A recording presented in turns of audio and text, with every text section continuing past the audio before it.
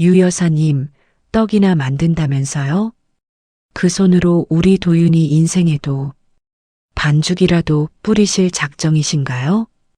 얼음장처럼 차가운 그 한마디에 세상의 모든 소리가 멀어지는 것 같았습니다. 제 평생의 행복을 약속하는 그 자리에서 제 목숨과도 같은 외할머니가 평생을 바친 그 삶이 저 여자 입에서 가차없이 난도질 당하고 있었습니다. 제 등 뒤에 계시던 우리 외할머니의 굳은 손이 파르르 떨리는 것도 보였습니다. 그리고 저는 그날 처음 알았습니다. 늘 인자하기만 하던 우리 외할머니의 눈빛이 모든 걸 파멸시킬 수 있는 차가운 분노로 가득 찰 수 있다는 것을요. 모든 것은 바로 그날 상결회에서 입을 놀린 예비 시어머니의 그 한마디에서 시작되었습니다. 이야기 시작 전에 구독과 좋아요, 알림 설정 부탁드립니다. 모두 행복하시고 이야기 시작하겠습니다. 불과 한 달 전만 해도 제 세상은 온통 햇살로 가득했습니다. 여느 때처럼 아침을 깨운 건 고소한 참기름 냄새와 달그락거리는 부엌 소리였습니다. 제가 눈을 비비며 방문을 열면 외할머니는 벌써 새벽장에 다녀와 반죽을 치대고 계셨습니다. 우리 외할머니 윤복래 여사, 제가 6살이던 해 부모님이 사고로 세상을 떠나고 그날부터 저를 품에 끌어안아 키워낸 분입니다. 외할머니의 하루는 동도 트기 전에 시작됐고 시장불이 다 꺼지고 나서야 끝이 났습니다. 그래서 외할머니의 손은 늘 밀가루와 반죽에 물들어 있었고 손등에는 뜨거운 기름 튄 자국이 작은 점처럼 흩어져 있었습니다. 할머니, 또 새벽에 나가셨어요? 제발 좀 쉬엄쉬엄 하세요. 그러다 몸살 나요. 제가 잔소리를 하면 외할머니는 늘 같은 대답을 하셨습니다. 몸이 근질근질해서 안 돼. 그리고 우리 강아지 아침밥 든든하게 먹여보내야지. 그렇게 차려진 아침상은 진수성찬은 아니었지만 세상에서 가장 따뜻하고 맛있는 밥상이었습니다. 외할머니는 김을 잘게 찢어 제 밥 위에 얹어주시느라 바빴고 저는 외할머니 밥그릇을 채워드리느라 바빴습니다. 서로를 위하는 그 마음 하나로 우리의 가난은 조금도 부끄럽지 않았습니다. 그런 제 삶에 또 하나의 햇살이 비쳐 들어온 건 작년 가을이었습니다. 서도윤 씨, 제가 일하는 지역 작은 도서관에 책 기증을 하러 왔다가 처음 마주친 사람이었습니다. 처음엔 그저 키가 크고 말수가 적은 남자 그 정도였습니다. 그런데 그 사람은 스치듯 만난 저에게 참 다정한 사람이었습니다. 제가 야간 정리로 늦게 나오는 날이면 도서관 앞에 따뜻한 생강차를 사들고 기다렸고 주말이면 외할머니 가게 앞까지 와서 무거운 쌀가루 포대를 들어주었습니다. 할머니, 이거 무거우시죠? 제가 들게요. 그가 싹싹하게 나서자 시장 상인들은 자기 일처럼 웃으며 제 등을 떠밀었습니다. 아이고, 연주 씨 팔자가 폈네. 저런 총각이 어디서 굴러왔대? 도윤 씨는 외할머니의 거친 손을 보고도 인상 한번 찌푸리지 않았습니다. 오히려 그 손을 물끄러미 바라보다가 말했습니다. 연주 씨가 왜 이렇게 단단한 사람인지 알겠어요. 이 손이 다 말해주네요. 그 말에 저는 정말 어이없이 사랑에 빠지고 말았습니다. 제 삶의 근간인 외할머니를, 그 고생의 세월을 존중해주는 남자를 어떻게 사랑하지 않을 수 있을까요? 그리고 마침내 그날이 왔습니다. 강이 내려다 보이는 작은 레스토랑에서 도윤 씨는 제 앞에 무릎을 꿇고 작은 상자를 열었습니다. 연주야, 나랑 결혼해 줄래? 내가 평생 연주 씨랑 할머니 행복하게 해줄게요. 이제 할머니 떡집도 그만하시게 하고 우리 같이 편안하게 모시자. 반짝이는 반지보다 제 외할머니까지 끌어안는 그 따뜻한 마음에 눈물이 왈칵 쏟아졌습니다. 저는 고개를 끄덕이는 것으로 대답을 대신했습니다. 그날 제 손가락에 끼워진 반지는 세상 그 어떤 보석보다 찬란하게 빛났습니다. 집으로 돌아오는 내내 제 발걸음은 구름 위를 걷는 듯 가벼웠습니다. 외할머니에게 이 소식을 어떻게 전할까? 외할머니는 어떤 표정을 지으실까? 심장이 터질 것처럼 두근거렸습니다. 할머니, 저 왔어요. 늦은 밤까지 반죽통을 닦고 계시던 외할머니는 현관문을 열고 들어서는 제 얼굴을 보자마자 물으셨습니다. 아이고, 우리 강아지. 얼굴에 꽃이 폈네. 무슨 좋은 일 있어? 저는 말없이 왼손을 들어 외할머니 앞에 내밀었습니다. 외할머니의 시선이 제 손가락에 끼워진 반지에 닿는 순간 외할머니의 움직임이 그대로 멈췄습니다. 잠시, 아주 짧은 정적. 외할머니는 천천히 고개를 들어 저를 바라보셨고 그 눈에 서서히 물기가 차오르기 시작했습니다. 우리 연주, 우리 강아지. 시집 가는겨? 응. 할머니, 도윤 씨가 나보고 결혼하자고 했어. 할머니도 이제 고생 그만하고 같이 행복하게 살지. 그 말에 외할머니는 끝내 참았던 눈물을 터뜨리셨습니다. 반죽하던 거친 손으로 제 손을 부여잡고 아이처럼 소리내어 우셨습니다. 아이고 아이고, 하느님 감사합니다. 우리 연주 고생 끝났네. 이제 나 죽어도 여한이 없다. 그날 밤 우리는 밤이 깊어가는 줄도 모르고 두 손을 꼭 잡고 웃다 울다를 반복했습니다. 외할머니는 장롱 가장 깊숙한 곳에서 낡은 사진 한 장을 꺼내 오셨습니다. 제 부모님 사진이었습니다. 이것들아 봤냐? 너희 딸내미가 이렇게 커서 이제 시집을 간다. 하늘에서라도 우리 연주 잘 살게 지켜줘야 한다. 알았냐? 그 뒷모습을 보며 저는 다시 한번 다짐했습니다. 꼭 행복해져서 평생 저만을 위해 살아오신 외할머니께 효도하겠노라고. 상견례 날짜는 금방 잡혔습니다.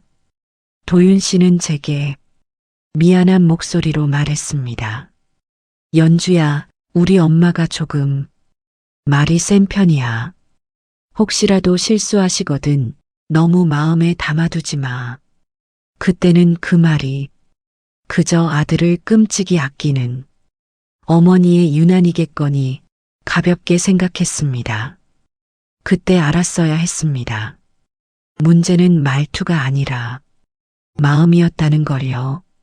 상견례 전날 외할머니는 장롱을 열고 한참을 서 계셨습니다.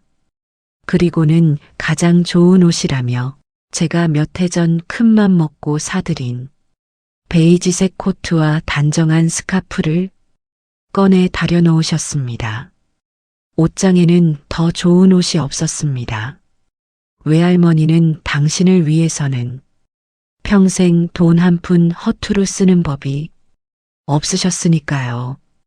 할머니, 그냥 우리 깔끔한 정장이라도 새로 맞춰 입고 갈까요? 됐다.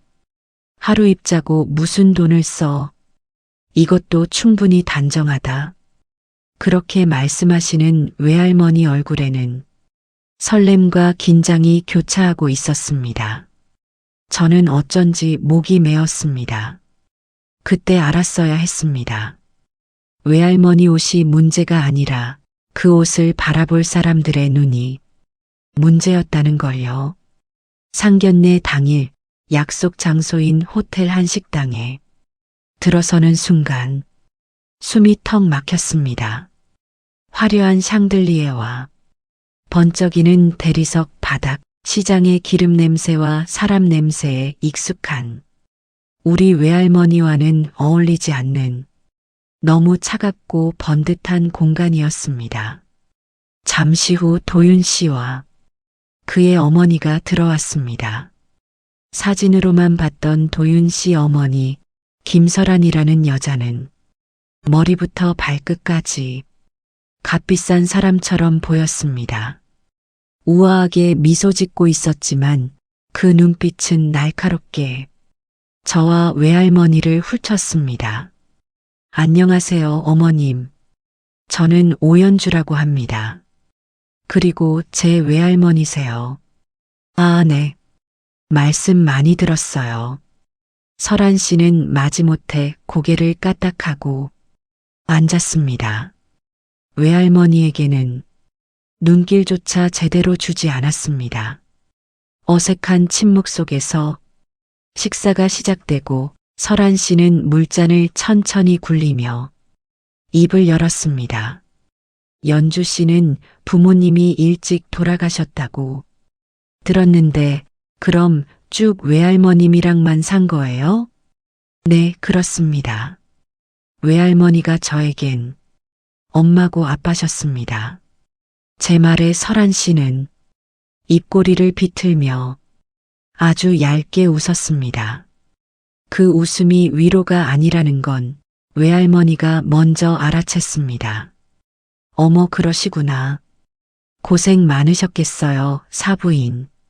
시장통에서 떡을 하시면서 손녀딸 혼자 키우시려면 그 말은 위로가 아니었습니다. 명백한 조롱이자 멸시였습니다. 외할머니 얼굴이 순간 굳어지는 것을 보았지만 외할머니는 애써 미소를 지으며 대답하셨습니다. 고생은요. 제 한몸 고생해서 우리 손녀 이렇게 바르게 컸으면 됐지요. 그리고 그때였습니다.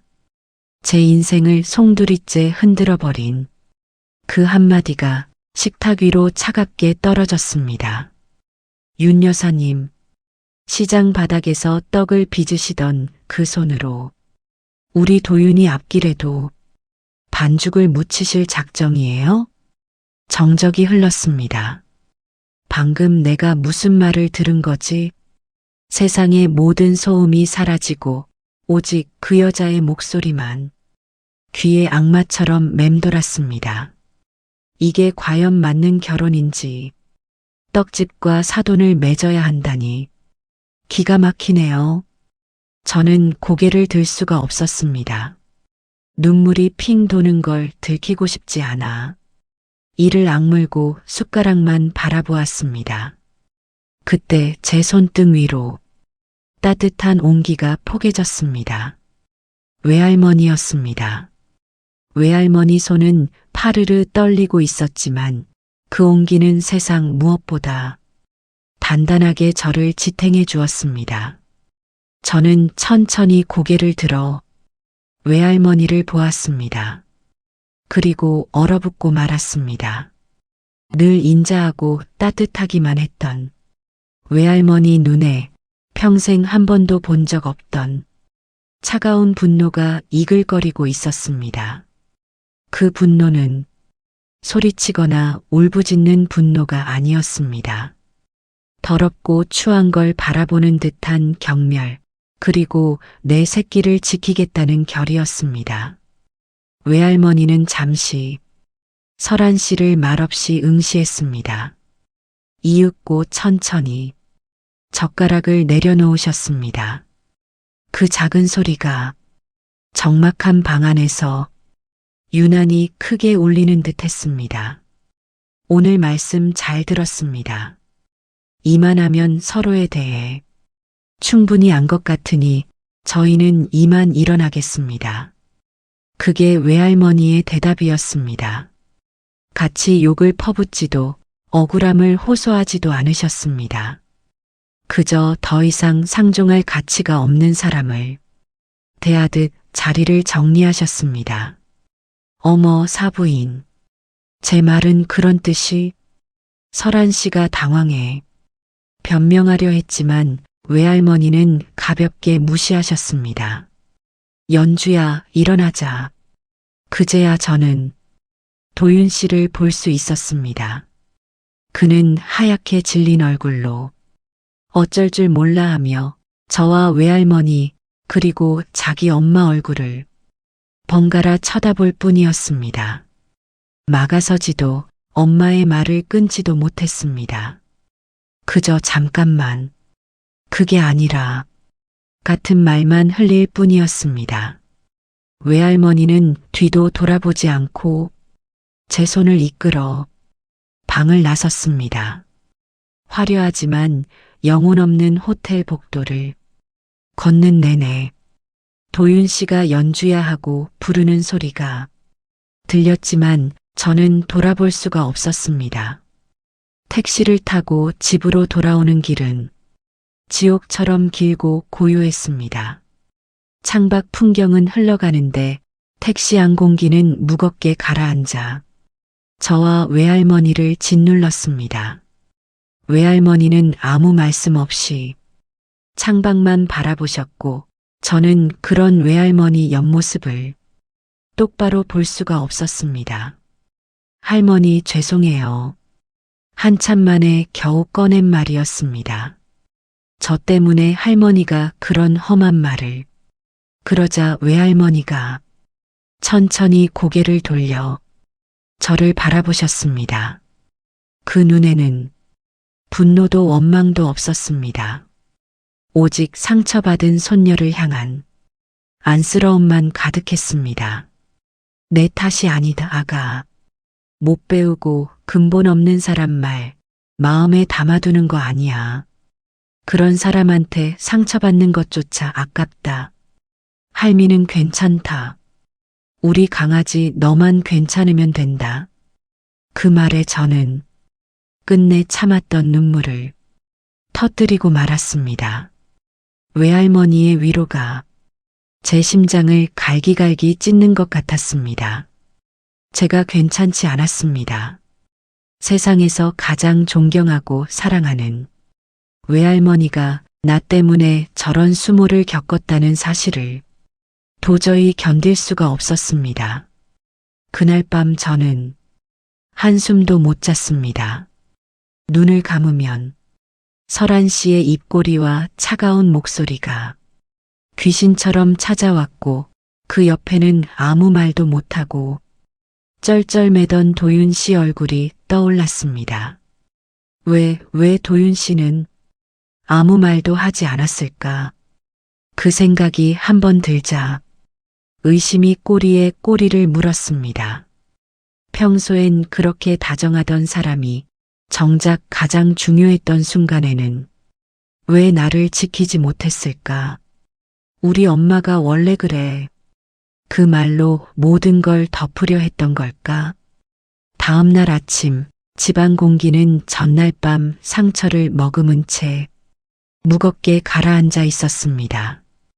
외할머니는 애써 평소처럼 움직이셨지만 저는 알 수 있었습니다. 외할머니의 눈가가 밤새 흘렸을 눈물로 붉게 부어 있다는 것을요. 하루 종일 휴대폰만 쳐다봤습니다. 도윤 씨에게서 연락이 오길 기다렸습니다. 무릎이라도 꿇고 자기 엄마 대신이 아니라 자기 입으로 진심으로 사과하길 기다렸습니다. 오후가 되어서야 휴대폰이 울렸습니다. 서도윤이라는 이름이 화면에 뜨는 순간 심장이 쿵 내려앉았습니다. 저는 심호흡을 하고 전화를 받았습니다. 여보세요. 연주야, 나야. 그 목소리는 지쳐 있었고 머뭇거렸습니다. 연주야, 어제는 정말 미안해. 엄마가 대신 사과하라고. 저는 제 귀를 의심했습니다. 대신 사과요? 그분이 직접 하실 생각은 없고요? 아니, 그게 아니라 엄마가 원래 말이 좀 직설적이라서 아기가 있었던 건 아니야. 오해가 있었던 것 같아. 내가 잘 말씀드릴게. 오해요. 아기가 아니요. 온몸에서 힘이 쭉 빠져나갔습니다. 제가 기다린 말은 그런 게 아니었습니다. 분노도 위로도 제대로 된 사과도 아니었습니다. 그저 상황을 무마하려는 비겁한 변명뿐이었습니다. 도윤 씨, 제 목소리가 차갑게 변해가는 걸 느꼈습니다. 우리 외할머니가 그런 말을 들었는데 도윤 씨는 오해라고 하면 끝이에요? 연주야, 제발. 나도 화나지. 근데 어떡해. 우리 엄마인데. 일단 할머님께 내가 100번이고 1000번이고 대신 사과할게. 그 순간 저는 깨달았습니다. 이 남자는 영원히 내 편이 되어줄 수 없겠구나. 그는 언제나 저와 자기 엄마 사이에서 저울질하고 결국 저에게 이해를 강요할 겁니다. 전화가 끊긴 뒤 저는 한참 동안 멍하니 서 있었습니다. 그리고 천천히 왼손을 들어 올렸습니다. 어제까지만 해도 찬란하던 반지가 오늘은 제 손가락을 옥죄는 쇠고랑처럼 느껴졌습니다. 그날 밤 외할머니는 아무것도 묻지 않으셨습니다.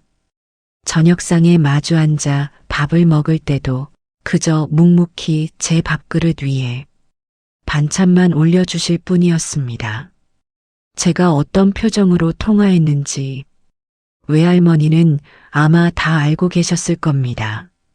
설거지를 하는 제 등 뒤로 외할머니 목소리가 들려왔습니다. 사람 마음이라는 게 힘들면 쉬어가도 되는 거다. 너무 애쓰지 마라. 할미는 우리 강아지가 웃는 게 제일 좋다. 그 말에 저는 흔들리던 마음을 다잡았습니다. 그래, 이건 나 혼자만의 문제가 아니었습니다. 나를 평생 지켜준 외할머니를 이제는 내가 지켜야 했습니다. 다음 날 저는 도윤 씨에게 만나자고 했습니다. 우리가 처음 만났던 도서관 근처 작은 카페에서였습니다. 어색한 침묵 속에서 제가 먼저 입을 열었습니다. 도윤 씨, 물어볼 게 있어요. 만약에 도윤 씨 어머니가 그런 말을 들었으면요. 제가 그 손으로 도윤 씨 앞길에 반죽 뿌릴 작정이냐고 했으면 도윤 씨는 어떻게 했을 것 같아요? 도윤 씨는 말이 막힌 듯 입술만 발싹였습니다. 그건 다르지. 뭐가 다른데요? 외할머니는 제 부모님이에요. 제 세상이에요. 그는 아무 대답도 하지 못했습니다. 아니, 하지 않았습니다. 제 말이 틀리지 않다는 걸 본인도 알고 있었기 때문입니다. 그 침묵이 그 어떤 변명보다 아픈 빗으로 꽂혔습니다. 생각할 시간이 필요해요. 저는 그 말을 남기고 자리에서 일어났습니다. 그와의 만남은 제게 남은 미련마저 깨끗이 지워주었습니다. 다시 일상으로 돌아가려 했습니다. 도서관 문을 열고 들어서는 순간 아이들 웃음소리와 책장 넘기는 소리가 저를 반겼습니다. 그래, 내겐 이 일이 있고 내 삶이 있어. 저는 억지로라도 숨을 붙들었습니다. 그런데 점심시간 사건이 터졌습니다. 직원 휴게실 문이 열리고 그 여자가 들어섰습니다. 김설한 씨였습니다. 온몸에 피가 차갑게 식는 기분이었습니다. 설한 씨는 마치 자기 집 안방에 들어선 것처럼 휴게실을 둘러보더니 저를 발견하고는 환하게 웃으며 다가왔습니다. 어머, 우리 연주 씨. 여기서 보니 더 반갑네. 그 우리라는 말이 소름 끼치도록 역겨웠습니다. 직원들 시선이 한꺼번에 저에게로 향했습니다. 어쩐 일로 여기까지 오셨어요?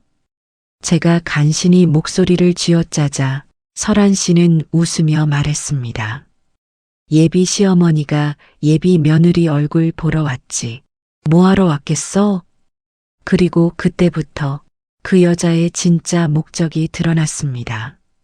설한 씨는 커피를 한 모금 마시며 큰 소리도 아닌데 또렷하게 들리도록 말을 골라 뱉었습니다. 요즘 공공기관은 안정적이라던데 연주 씨도 퇴직하면 연금 나오죠? 근데 월급은 박봉이라며 결혼 준비는 어떻게 하려나 모르겠네. 직원들이 어색하게 웃거나 모른 척했지만 저는 그 시선이 다 느껴졌습니다. 설한 씨는 고개를 갸웃하며 더 내려쳤습니다. 저축은 좀 해뒀어요? 혹시 집안에 빚 같은 거 있으면 우리한테 솔직히 말해줘야 해요. 요즘은 여자들도 자기 앞가림은 해야 하니까. 혼수는 뭘로 해올 생각이에요? 외할머님이 보태주실 형편은 아니겠지? 그건 질문이 아니라 공개 처형이었습니다. 제 직장에서 제 사람들 앞에서 제 삶을 벗겨내는 폭력이었습니다. 저는 숨이 막혔습니다. 그 자리에서 한마디도 제대로 못했습니다. 종이 울리고 사람들이 흩어졌지만 제 발은 바닥에 붙은 것처럼 떨어지지 않았습니다. 결국 저는 휴게실을 나와 복도를 걸었습니다. 그리고 건물 밖으로 나와 차가운 바람을 맞으며 멍하니 서 있었다. 제 왼손 약지의 반지가 갑자기 너무 무겁게 느껴졌습니다. 더 이상 망설일 이유가 없었습니다. 저는 떨리는 손으로 반지를 빼냈습니다. 차가운 금속의 감촉이 손바닥에 생생했습니다. 그리고 도윤 씨에게 전화를 걸었습니다. 도윤 씨, 우리 여기까지 해요. 이 결혼 저 못하겠어요. 연주야, 갑자기 무슨 소리야? 갑자기요? 오늘 어머니가 제 직장에 찾아오셨어요. 제 동료들 앞에서 제 월급이 얼마인지, 집안에 빚은 없는지, 혼수는 뭘 해올 건지 다 물으셨어요. 수화기 너머로 그가 숨을 헛하고 들이키는 소리가 들렸습니다. 뭐? 엄마가 거기까지 갔어? 정말이야? 네. 도윤 씨 어머니 덕분에 저는 제 직장에서 가난한 집안에 기대 결혼하려는 여자가 됐어요. 연주야, 미안해. 내가 당장 가서. 그가 애원하기 시작했지만 제 마음은 움직이지 않았습니다. 아니요. 이젠 어머님이 상관없어요. 저는 도윤 씨한테 실망한 거예요. 상견례 날도 전화로도 오늘도 단 한 번도 제 편이 아니었잖아요. 그가 아무 말도 못하자 저는 마지막으로 말했습니다. 반지는 돌려드릴게요. 다시는 연락하지 마세요. 그리고 전화를 끊었습니다. 어떻게 집으로 돌아왔는지 기억나지 않습니다. 대문을 열고 들어서는 순간 저를 마중 나온 건 외할머니의 걱정 가득한 얼굴이었습니다. 외할머니는 아무 말도 하지 않으셨습니다. 그저 제 텅 빈 왼손 약지를 한번 내려다보실 뿐이었습니다. 그것으로 충분했습니다. 외할머니는 모든 걸 알아차리셨습니다. 할머니, 제가 입을 여는 순간 억지로 붙들고 있던 모든 게 무너져 내렸습니다. 외할머니는 말없이 다가와 저를 품에 끌어안으셨습니다. 평생 반죽을 치되 거칠어진 품, 제 세상에서 가장 안전한 품에 안기는 순간 저는 어린아이처럼 목 놓아 울었습니다. 그래, 우리 강아지. 울어라. 다 울어. 괜찮다. 제가 울음 섞인 말로 상견례에서의 모욕과 도윤 씨의 비겁함, 그리고 오늘 직장에서 있었던 일을 다 쏟아내는 내내 외할머니는 한마디도 하지 않으셨습니다. 그저 제 등이 흔들릴 때마다 천천히 단단하게 토닥여 주셨습니다. 한참 후 제가 겨우 숨을 고르게 되었을 때였습니다. 외할머니 얼굴을 올려다본 순간 저는 숨을 멈췄습니다. 외할머니는 울고 있지 않았습니다. 슬픔 대신 전혀 다른 감정이 그 자리에 있었습니다. 따뜻한 온기가 싹 거친 눈, 그리고 모든 것을 차갑게 벼려내는 분노. 그날 밤 저는 목이 말라 새벽에 거실로 나갔다가 외할머니 뒷모습을 봤습니다. 외할머니는 달빛 아래 오래된 나무함을 꺼내고 계셨습니다. 저는 태어나서 처음 보는 함이었습니다. 외할머니는 자물쇠를 열고 그 안에서 낡은 장부와 서류 묶음을 꺼내셨습니다. 그리고 한 장 한 장 아주 천천히 넘기기 시작하셨습니다. 마침내 외할머니 손가락이 어느 페이지에서 멈췄습니다. 그 위에 또박또박 적힌 이름, 김설한. 외할머니는 그 이름을 아주 조용히 그러나 또렷하게 읊조리셨습니다. 그래, 너였구나. 다음 날 아침 외할머니는 평소처럼 아침을 차려주셨습니다. 그런데 그 평소가 이상하게 무서웠습니다. 외할머니의 움직임엔 군더더기가 없었고 눈빛은 밤새 내린 서리처럼 차가웠습니다. 식사가 끝나자 외할머니는 전화기를 들었습니다. 그리고 제가 한 번도 들어본 적 없는 이름들을 자연스럽게 부르며 말했습니다. 정이사, 나복내야. 내가 갖고 있는 강서쪽 상가 집은 지금 시세가 어떻게 되지? 급하게 팔 건 아니고 지금 가치만 정확히 보고 싶어? 저는 제 귀를 의심했습니다. 상가 지분이라니요. 우리 외할머니는 평생 시장에서 떡을 팔던 분이었는데요. 외할머니는 또 다른 전화를 걸었습니다. 이번엔 더 낮고 조용한 목소리였습니다. 박 실장, 시청 문화재단 행사, 후원자 초청 토크 있지. 이번 주제 맨손으로 일어선 사람들로 잡아. 그리고 김설한. 그 사람 이름 VIP 명단에 꼭 넣어. 초청장 직접 보내고 자리도 제일 앞줄로. 전화를 끄는 외할머니가 제게 고개를 돌리셨습니다. 연주야, 며칠만 쉬어라. 아무 생각 말고 할미만 믿고 있어. 억울하고 분한 거 할미가 갚아줄 테니까. 그날 저는 알았습니다. 외할머니가 평범한 할머니가 아니었다는 걸요. 그리고 더 정확히는 외할머니가 평생 숨기고 살아온 무언가가 이제 세상 밖으로 나온다는 걸요. 결전의 날이 왔습니다. 행사 장소는 시청 옆 대형 문화홀, 후원자와 VIP만 들어올 수 있는 자리였습니다. 홀 안은 향수 냄새와 번쩍이는 조명이 가득했고 사람들은 서로의 이름과 배경을 확인하느라 바빴습니다. 그 무리 한가운데 김설한 씨가 있었습니다. 그날도 그녀는 비싼 옷과 비싼 웃음을 걸치고 있었습니다. 아마 마음속으로는 이렇게 생각했겠죠. 도윤이랑 그 가난한 애는 정리됐고 나는 역시 내가 있어야 할 자리로 돌아왔네. 그런데 입구 쪽에서 외할머니가 들어오는 순간 설한 씨 얼굴에 미소가 그대로 얼어붙었습니다. 그녀는 우리를 알아봤고 믿을 수 없다는 표정으로 발걸음을 떼기 시작했습니다. 여긴 아무나 들어오는 데가 아닌데요? 초청장도 없이 어떻게.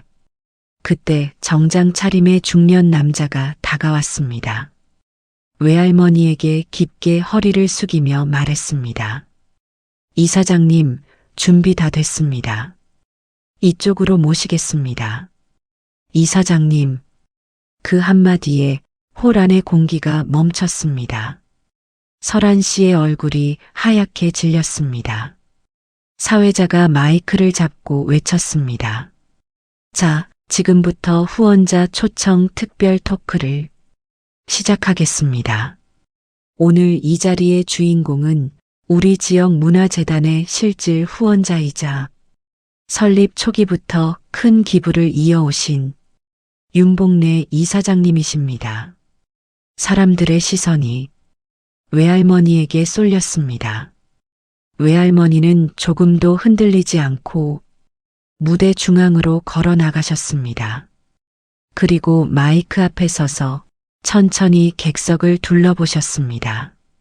외할머니의 시선이 멈춘 곳은 설한 씨가 앉아 있는 앞줄이었습니다. 제가 처음 장사를 시작했을 때요.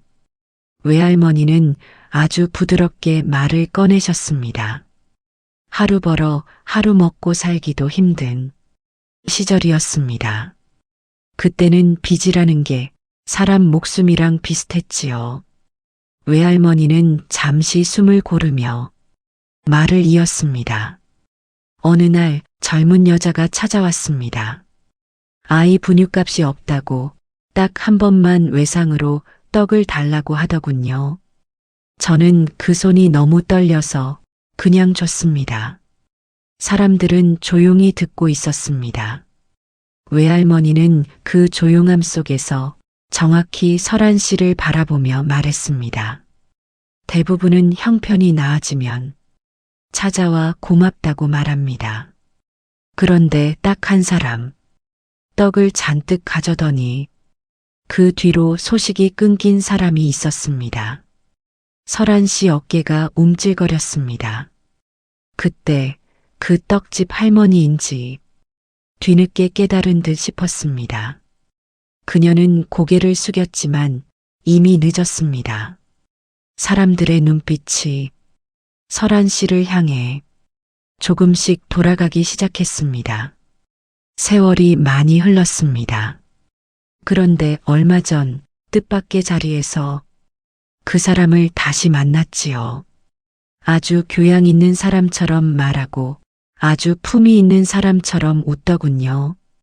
외할머니는 미소를 지으셨습니다. 그 미소가 가장 무서웠습니다.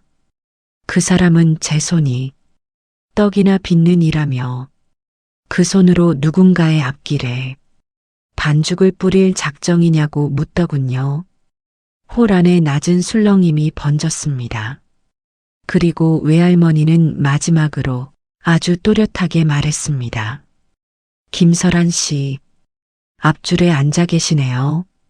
수백 개의 시선이 한꺼번에 설한 씨에게 꽂혔습니다. 설한 씨의 얼굴이 종이처럼 구겨졌습니다. 그때 외상으로 가져가신 떡값, 이자까지 쳐서 오늘 갚으셔야죠. 사람이 지켜야 할 건 돈보다 체면이 아니라 양심 아닙니까? 그 순간부터 홀 안은 설한 씨의 숨통을 조이기 시작했습니다. 누군가는 작게 웃었고 누군가는 대놓고 수군거렸습니다. 설한 씨는 자리에서 벌떡 일어나 비틀거리며 출구를 향해 도망치듯 걸었습니다. 플래시가 터졌고 사람들의 웅성거림이 뒤따랐습니다. 외할머니는 무대 위에서 그 모든 걸 아무 표정 없이 지켜보셨습니다. 마치 오래된 빚을 받아내는 사람처럼요. 행사가 끝났을 때 저는 무대 아래에서 외할머니 손을 꽉 잡았습니다. 눈물이 뺨을 타고 흘렀지만 그건 슬픔이 아니었습니다. 외할머니에 대한 자랑스러움, 그리고 내가 지켜지고 있다는 안도였습니다. 그날 저녁 집으로 돌아오니 대문 앞에 한 남자가 서 있었습니다. 도윤 씨였습니다. 그는 우리를 보자마자 그 자리에서 무릎을 꿇었습니다. 외할머님 연주야. 제가 전부 잘못했습니다. 그날 내가 막았어야 했는데, 내가 그 말을 끊었어야 했는데, 내가 엄마라는 말 뒤에 숨어서 연주를 혼자 세워뒀습니다. 그 말이 늦었다는 걸 그는 알고 있었습니다. 저도 알고 있었습니다. 외할머니도 알고 있었습니다. 외할머니는 그를 내려다보며 말했습니다. 이제 와서 그 말이 무슨 소용이냐? 돌아가라. 도윤 씨는 고개도 들지 못한 채 한참을 그러고 있다가 힘없이 일어나 돌아갔습니다. 며칠 뒤 설한 씨가 우리 집 앞에 나타났습니다. 그 화려하던 사람은 폭삭 늙어 있었습니다. 그녀는 대문 앞에서 무릎을 꿇고 울었습니다. 여사님, 아니, 이사장님, 제가 죽을 죄를 지었습니다. 한 번만 용서해 주세요. 외할머니는 한참 동안 그녀를 말없이 내려다보셨습니다. 그리고 낮은 목소리로 말했습니다. 고개를 드시오. 나는 당신한테 사과받을 생각 없어. 설한 씨가 울먹이며 고개를 들자 외할머니는 더 단단한 목소리로 이어가셨습니다. 내가 화가 난 건 떡값 때문이 아니다. 내가 화가 난 건 내가 부자라서도 아니다. 내가 내 손녀 인생을 통째로 부정했기 때문이다. 사람을 사람으로 보지 않고 밟아도 된다고 생각한 그 마음이 죄다. 외할머니는 대문을 닫기 전에 마지막으로 말했습니다. 용서는 내가 하는 게 아니다. 내가 짓밟은 사람이 하는 거고 내가 만든 비겁한 아들이 하는 거다. 그러니 나한테 울지 마라. 그 말로 끝이었습니다. 그날 이후 제 삶은 조금씩 제자리로 돌아왔습니다. 외할머니는 여전히 새벽 시장에 나가 떡을 빚으셨습니다. 이사장님이라는 이름이 아니라 윤복래 할머니로 사는 게 제일 편하다고 하셨습니다. 저는 다시 도서관으로 돌아가 책을 정리하고 아이들에게 책을 골라주고 조용한 시간 속에서 제 숨을 찾았습니다. 겉으로는 아무것도 변하지 않은 것 같지만 저는 압니다. 제 안에 무언가가 아주 단단해졌다는 것을요. 가장 강한 사람은 돈이 많은 사람이 아니라 어떤 모욕 앞에서도 자기 존엄을 놓지 않는 사람이라는 걸요. 우리 외할머니가 바로 그런 분이었습니다. 저는 외할머니가 자랑스럽습니다. 돈이 많으셔서가 아니라 자기의 뜻을 관철하시고 끝까지 어른답게 저를 지켜주셔서 오롯이 제 편이 되어주셔서요. 결혼은 당연히 하지 않았습니다. 당분간 계속 외할머니의 떡집을 도우며 살 겁니다. 언젠가 정말 저를 진정으로 사랑하고 외할머니처럼 절 아낄 수 있는 진짜 사랑을 만나면 그때는 다른 사람과 살려고요. 제 이야기를 들어주셔서 감사합니다. 오늘 이야기 어떠셨나요? 여러분의 생각을 댓글로 들려주세요. 구독과 좋아요, 알림 설정은 영상 제작에 큰 힘이 됩니다. 감사합니다. 새해 복 많이 받으세요.